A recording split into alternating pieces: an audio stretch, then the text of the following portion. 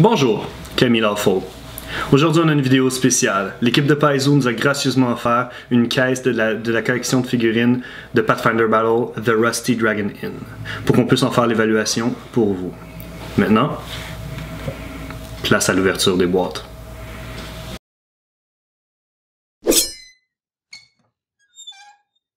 Donc, on commence l'ouverture des boîtes. Et que je vais pogner celle-là. Pogne-en une. On va commencer ça. On fera pas les boîtes au grand complet en mode normal. Là. On va commencer par en ouvrir quelques-unes. Par la suite, on va faire ça rapidement, puis on va vous montrer les figurines au grand complet par la suite. Je vais commencer avec celle-là.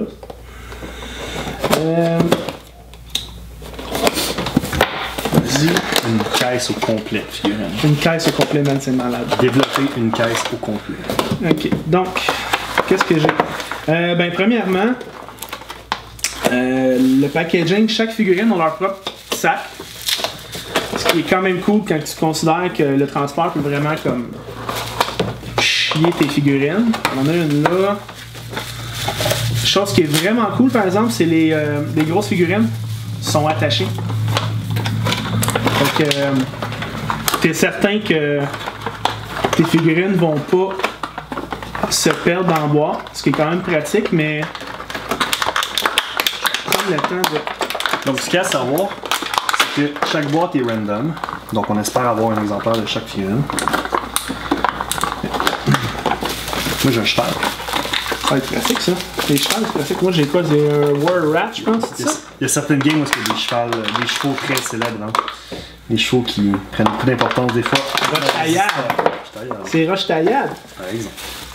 Donc, ça, moi, présentement, j'ai quoi? J'ai une danseuse, j'ai une barmaid, j'ai un gnome wizard. Ouais, un gnome wizard. Puis j'ai... c'est un rat à 6 pattes. C'est un Kyrix. Je connais pas le monstre. Nice. Elle est quand même bien faite. Il y a quand même beaucoup de détails dans son poil. La couleur est pas... La coloration est quand même très belle. Je vais vous montrer par la suite en grand plan chaque figurine. Moi, ce que je te propose, c'est qu'on va mettre les figurines dans l'ordre de 1 à 10. Les moins belles de ce côté-là, les plus belles de ce côté-là. Ça va être plus facile par la suite de montrer aux gens notre appréciation des figurines. Ça va être 8. Ça nous prendrait un critère plus objectif que la beauté. Ouais, mais c'est la beauté, le modèle, la coloration. On va expliquer par la suite, mais présentement, on va mettre de 1 à 10 sur notre tableau, puis on va vous montrer par la suite. C'est pas assez objectif, Joe. C'est correct. C'est moi qui décide. Mais ouais, fait que... on en reparlera après.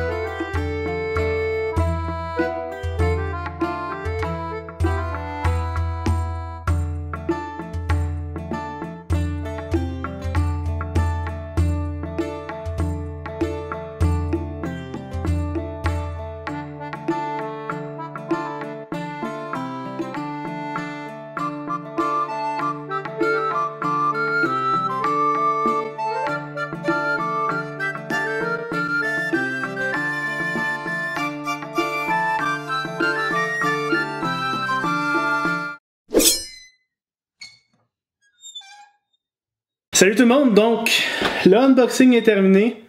On vous montre l'étendue de toutes les figurines ici qu'on a ramassées.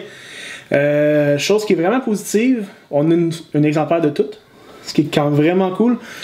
Les boîtes racontent 45 figurines, mais ça compte une figurine unique qui doit être achetée à part, qui est un bar en fait. C'est un bar avec d'autres tables, des chaises, des lits. C'est vraiment un set complet pour faire un bar, mais on peut pas faire la figurines à vos chairs aussi. Fait ouais, que non, on n'a pas poussé notre lock, on n'a pas demandé une copie du bar, mais ouais, donc les figurines sont quand même de bonne qualité. C'est certain que là, malheureusement, 2 Wizards ont péri pendant le voyage. Rest in peace.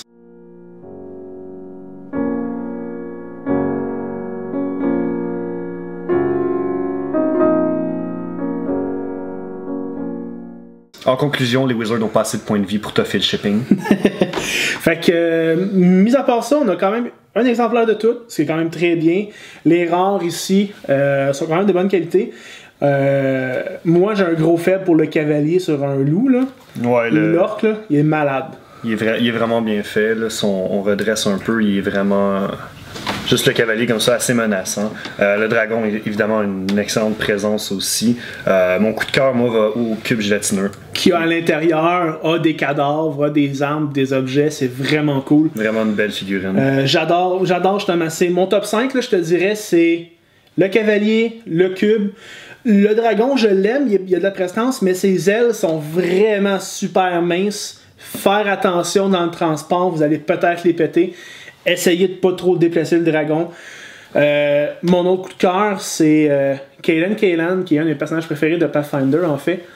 Je vais me rapprocher de la caméra. Donc, le personnage, le dieu de l'alcool et de la bravoure. Donc, je suis vraiment content d'avoir une copie de ça. Sinon, j'ai aussi un gros point faible pour le Bugbear. Excuse-moi, le Old Bear, excusez-moi. Le Old Bear, qui est un classique du jeu de rôle sur table. D'en avoir 4, c'est peut-être un petit peu trop, mais d'en avoir un, c'est quand même très apprécié, vraiment une super figurine. Puis en même temps, on sait que la distribution est assez random, puis que pour la plupart des figurines, on en a de 2 à 5, 3 étant la moyenne, je dirais, puis 4 étant assez commun aussi. Des fois, on en a 2 ici.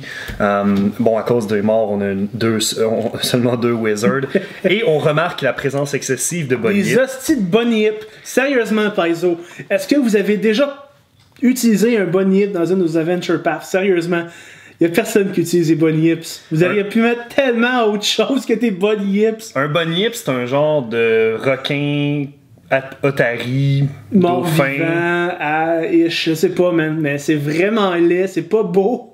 Mon hypothèse, c'est que Paizo veut plugger les Bunny Hip.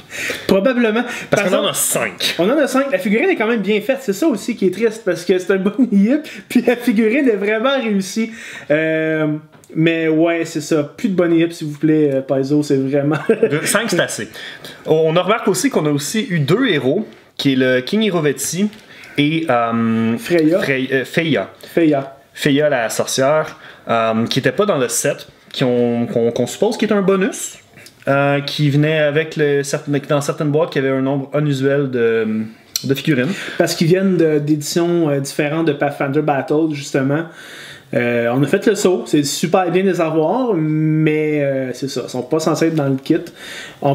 C'est des surprises, si vous en avez pas, on sait pas pourquoi, si vous en avez, tant mieux. Sinon, les chevaux, c'est vraiment cool. Oui, ça fait beaucoup de chevaux, mais quand même, des chevaux, c'est pratique parce que souvent, il y en a dans les games, puis on n'a pas nécessairement la figurine pour. Puis si vous avez des cavaliers du monde en cheval, mais vous n'avez pas justement une figurine avec quelqu'un qui est sur un cheval, au moins vous avez un moyen de différencier qui est à cheval et qui ne l'est pas.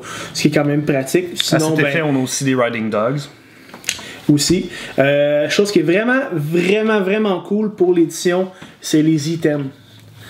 Les items, les cartes, les wagons, les barils, les crates, même les lits. Ça, c'est mon gros coup de cœur, en fait. C'est la première édition de Pathfinder Battles qui offre des objets dans leur caisse, dans leur boîte, ce qui est un gros plus. Sérieusement, pour être honnête, si Paizo vendrait ces figurines-là à l'unité, j'en achèterais. Sérieusement, j'achèterais ces figurines-là sans aucun problème, une par une. J'espère que Paizo va le faire. je pense qu'il y aurait de l'argent à faire là-dedans. Juste vendre des objets pour les donjons, que ce soit des caisses, des trésors, que ce soit n'importe quoi qui est physique, qui est matériel, ça serait vraiment cool parce que sinon, on est tout pogné pour les dessiner sur une carte. Ça enlève l'immersion.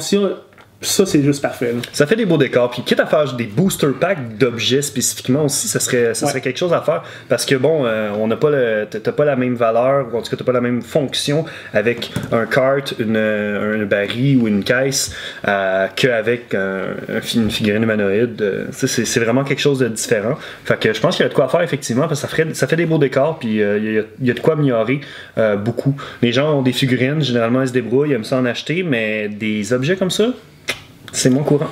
Ouais, fait que notre côté, en tout cas pour moi, le Pathfinder Battles Rusty Dragon Inn, c'est un achat. C'est certain que c'est cher, acheter une caisse, mais les figurines qu'il y a à l'intérieur en valent vraiment la peine. Quitte à acheter les figurines que vous voulez à l'unité, certaines boutiques vont vous permettre de le faire. N'hésitez pas à aller chercher ce que vous voulez. Sérieusement, moi, mon coup de cœur, c'est les objets. Les large figurines sont pratiques. C'est quand même intéressant, mais vraiment, les objets, ça serait le gros must pour vous, je vous dirais. Oui. Fait que c'était John. Barfolcani, merci. Passez une bonne journée. On se revoit au prochain épisode. Bye!